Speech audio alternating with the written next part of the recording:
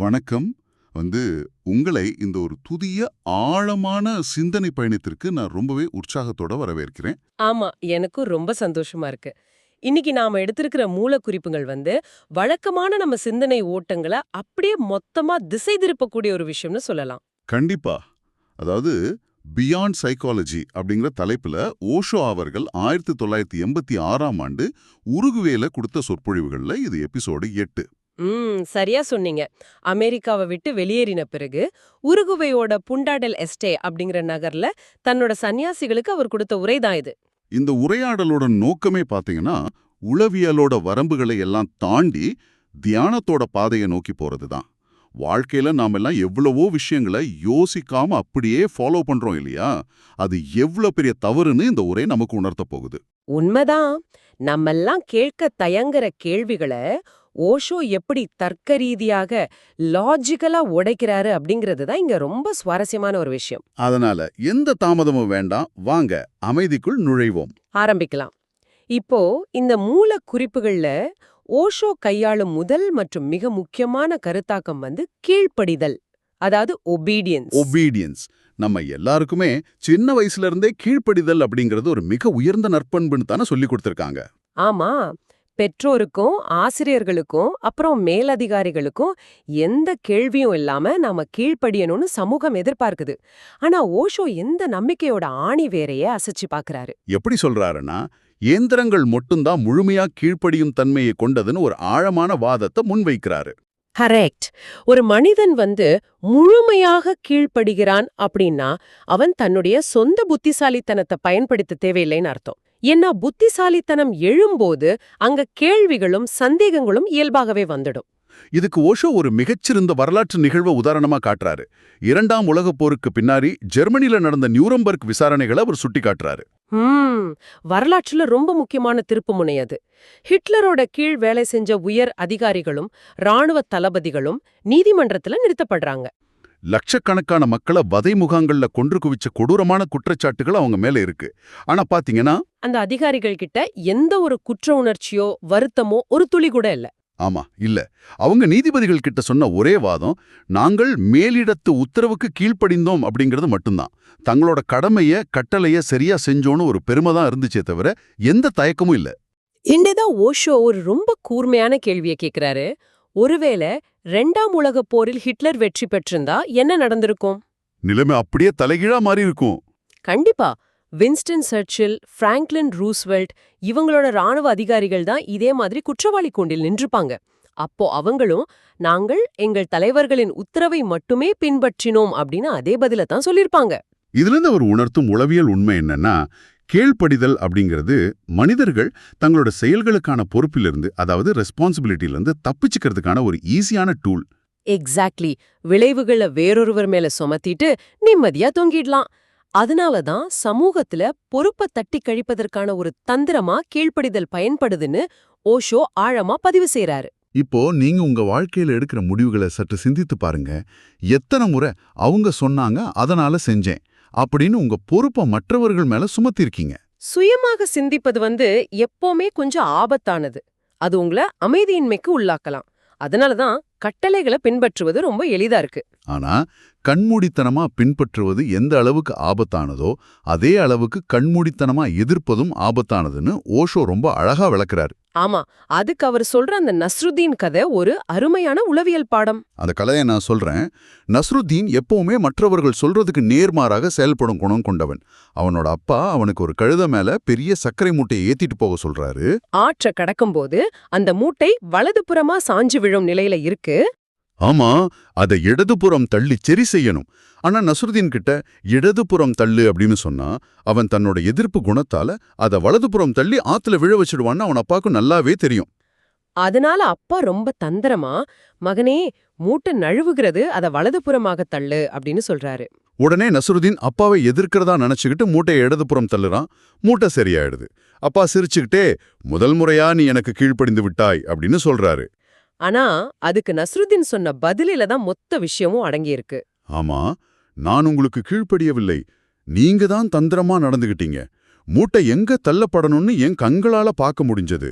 என்னை யாராலும் கீழ்ப்படிய வைக்க முடியாது அப்படின்னு சொல்றான். வெறும் எதிர்ப்பு, அதாவது ரியாக்ஷன் காட்டுறது உண்மையான கீழ்ப்படியாமை ஆகாது. ஒரு அதிகாரத்தை நீங்க கண்மூடித்தனமா எதிர்க்கிறீங்கன்னா, அந்த அதிகாரமே உங்க செயல்களை மறைமுகமா தீர்மானிக்குதுன்னு அர்த்தம். ரொம்ப கரெக்ட். வலது பக்கம் போகச் சொன்னா இடது பக்கம் போறது சுதந்திரம் இல்ல. அதுவும் ஒரு வகையான அடிமைத்தனம் தான். ஒரு கட்டளை சரியா தப்பான்னு சொந்த புத்திசாலித்தனத்தை கொண்டு ஆராய்ந்து முடிவெடுப்பதுல தான் உண்மையான சுதந்திரம் இருக்கு. இதையே இன்னொரு கோணத்துல பார்த்தோம்னா, ஒரு விஷயம் சொல்லப்படும்போது அதை நீங்க எப்படி எதிர்கொள்றீங்க என்பதுதான் உங்க புத்திசாலித்தனத்தை தீர்மானிக்குது. பிறர் சொல்றது லாஜிக்கலாவும் அறரீதியாகவும் சரியா இருந்தா அதை உங்க சொந்த முடிவாக ஏற்றுக்கொண்டு செய்யணும். ஒருவேளை தவறா இருந்தா எந்த கோவமோ அகங்காரமோ இல்லாம ரொம்ப அன்போடு அது ஏன் தவறுனா உங்களுக்கு எடுத்து சொல்லணும். அந்த இடத்துல ஏன் அப்படின்னு கேள்வி கேட்கிற துணிவு தான் உண்மையான புரட்சி. ஆனா பாருங்க, இந்த ஏன் அப்படிங்கிற கேள்வியை கேட்க விடாம கல்வி முறையும் சமூகமும் மனிதர்களை எப்படி மழுங்கடிக்குது அப்படிங்கறத விவாதிக்கும்போது, ஓஷோ மார்ட்டின் ஹைடகர் அப்படிங்கிற மாபெரும் தத்துவஞானியோட வாழ்க்கைய ஒரு முரண்நகையா முன்வைக்கிறாரு. மார்ட்டின் ஹைடெக்கர் 20ஆம் நூற்றாண்டின் மிக சிறந்த தத்துவஞானிகள்ல ஒருத்தர். மனித இருப்பின் ஆழம், தர்க்கம், காலம் இது பத்தியெல்லாம் ரொம்ப சிக்கலான புத்தகங்களை எழுதினவர். தத்துவஞானி அப்படின்னாலே எதையும் கண்மூடித்தனமா ஏத்துக்காம கேள்வி கேட்கவங்க தானே. ஆனா இந்த ஹைடெக்கர் அடால்ஃப் ஹிட்லர் மாதிரி ஒரு சர்வாதிகாரியை முழுமையா ஆதரிச்சு பின்பற்றினாருங்கிறது வரலாற்றோட மிகப்பெரிய முரண்பாடு. போர் முடிஞ்சு ஜெர்மனி வீழ்ந்த பிறகு அவர் ஹிட்லரை ஆதரித்தது பத்தி கேள்வி கேட்டப்போ அவர் ரொம்ப சாதாரணமா, நான் நாட்டின் தலைவரை பின்பற்றினேன், உத்தரவுகளுக்கு கீழ்ப்படிந்தேன் அப்படின்னு பதில் சொன்னாரு. உலகத்தோட போக்கையே மாத்தக்கூடிய தத்துவங்களை எழுதின ஒரு மூளை அதிகாரத்தின் முன்னாடி எந்த கேள்வியும் இல்லாம மண்டியிட்டது ஓஷோவோட வாதத்துக்கு ரொம்ப பெரிய வலு சேர்க்குது. இதிலிருந்து அறிவுஜீவித்தனம் வேற, உண்மையான விழிப்புணர்வு வேற அப்படிங்கறத ஆணித்தரமா புரியுது.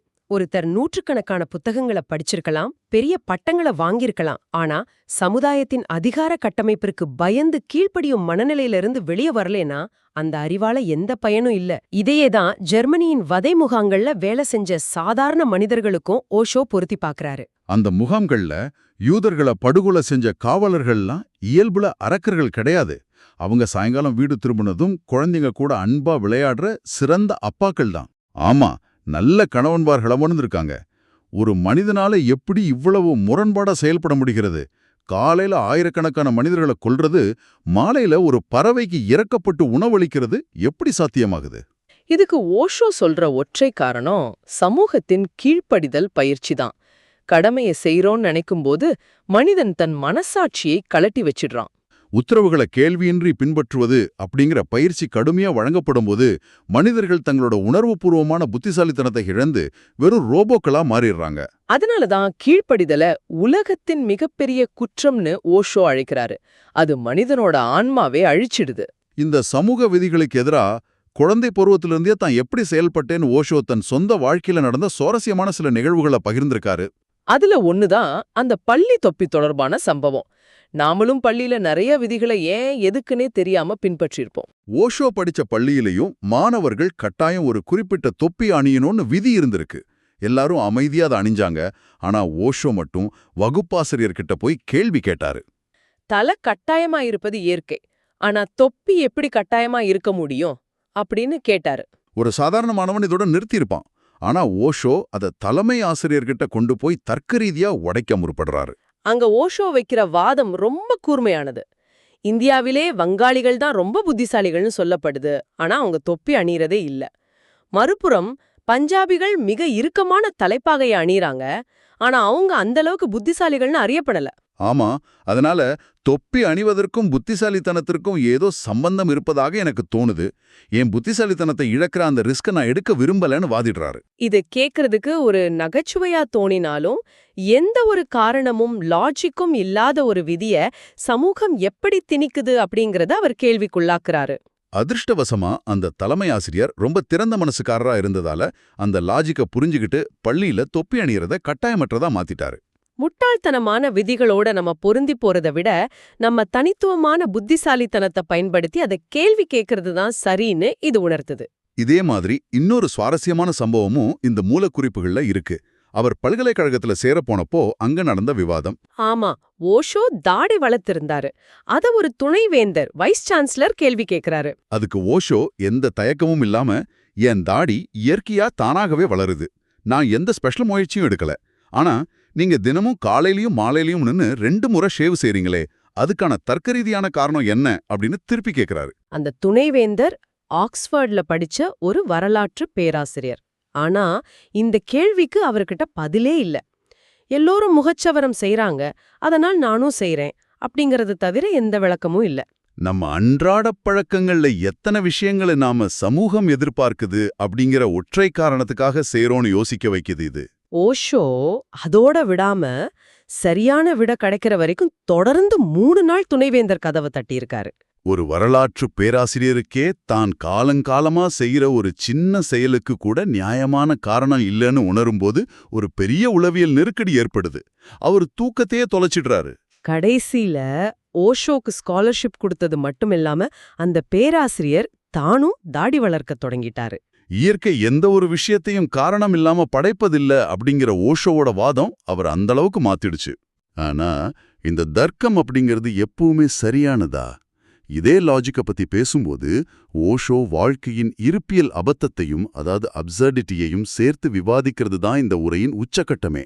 லாஜிக் அன்றாட வாழ்வின் சில நடைமுறை விஷயங்களுக்கு தேவைப்படலாம். ஆனா அதை வச்சுக்கிட்டு முழு வாழ்க்கையும் அளந்துட முடியாது. இதுக்கு புரிய வைக்க ஐரோப்பிய நாடாளுமன்றம் எடுத்த ஒரு நடவடிக்கையை அவர் உதாரணமா எடுத்துக்கிறாரு.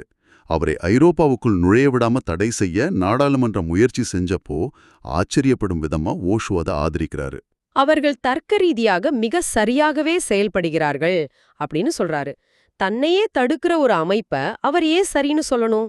ஏன்னா அவங்க நோக்கம் தங்களோட பழைய கட்டமைப்புகளை பாதுகாப்பது. ஓஷோவோட தத்துவங்கள் இளைஞர்கள்கிட்ட போன தேசியம், மத நிறுவனம், பாரம்பரிய குடும்ப அமைப்பு எல்லாம் உடைஞ்சு செதறிடும்னு அவங்களுக்கு ஒரு பயம். அண்டலோட அதிகாரத்தை தக்க வைக்க அவங்க எடுக்கிற அந்த தற்காப்பு நடவடிக்கை அவங்க கோணத்துல லாஜிக்கலா சரிதான். ஆனா அந்த லாஜிக்கால வாழ்க்கையோட உண்மையான அழக புரிஞ்சுக்க முடியுமா? முடியாது. இங்கதான் ஓஷோ தர்க்கத்தை நிராகரிச்சுட்டு இருப்பியல், அதாவது எக்ஸிஸ்டென்ஷியலிசம் அப்படிங்கிற தத்துவத்துக்குள்ள நுழையிறாரு. வாழ்க்கையின் மிக ஆழமான அழகான விஷயங்கள் எல்லாமே தர்க்கத்துக்கு அப்பாற்பட்டவைன்னு வாதிடுறாரு. ஒரு கவிதையை நாம ஏன் ரசிக்கிறோம்னு லாஜிக்கலா விளக்க முடியுமா? கண்டிப்பா முடியாது. இசையோட ஒரு நாதம் நம்மளை ஏன் அழ வைக்குதுன்னோ, தியானத்துல கிடைக்கிற அமைதிக்கு என்ன கணக்குன்னோ சயின்டிஃபிக்கா நிரூபிக்க முடியாது. இதெல்லாம் தர்க்கத்தோட எல்லைக்கு வெளியே இருப்பவை.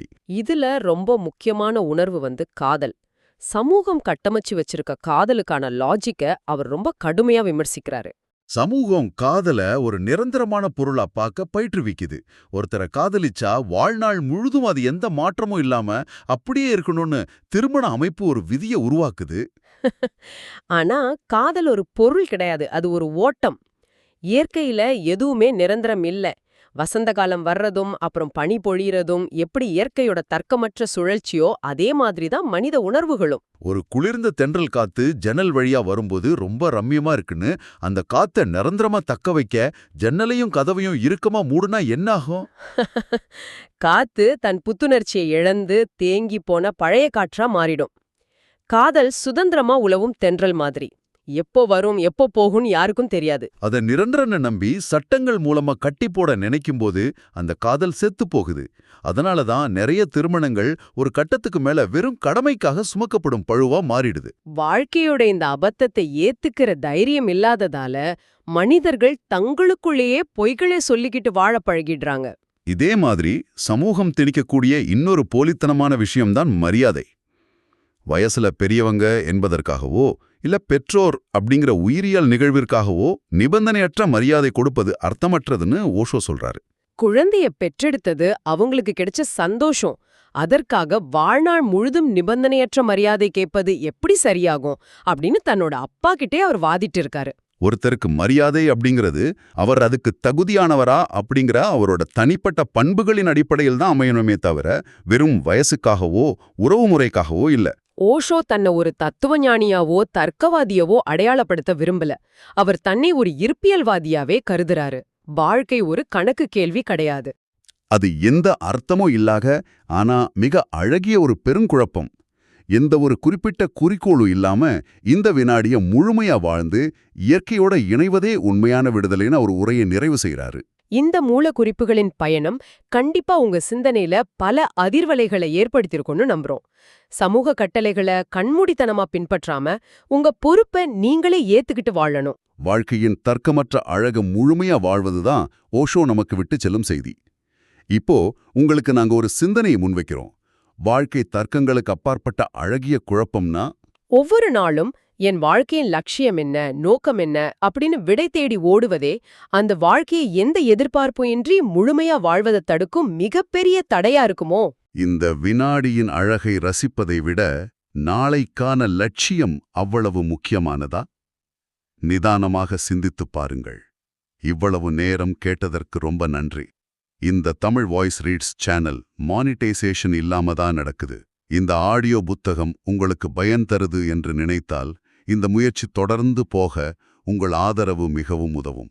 என்னுடைய இந்த முயற்சிக்கு நன்கொடை அளிக்க விருப்பம் இருந்தால் டிஸ்கிரிப்ஷன்ல கொடுக்கப்பட்டுள்ள UPI ஐடி மூலம் வழங்கலாம். உங்களால் முடிந்த அளவு போதும். சிறிய ஆதரவும் பெரிய உதவிதான். இந்த வீடியோ உங்களுக்கு பயனுள்ளதாக இருந்தால் சப்ஸ்கிரைப் பண்ணுங்க. மற்றவர்களுக்கும் பகிர்ந்து கொள்ளுங்கள். இந்த கருத்துக்கள் அவர்களுக்கும் தேவையாக இருக்கலாம்.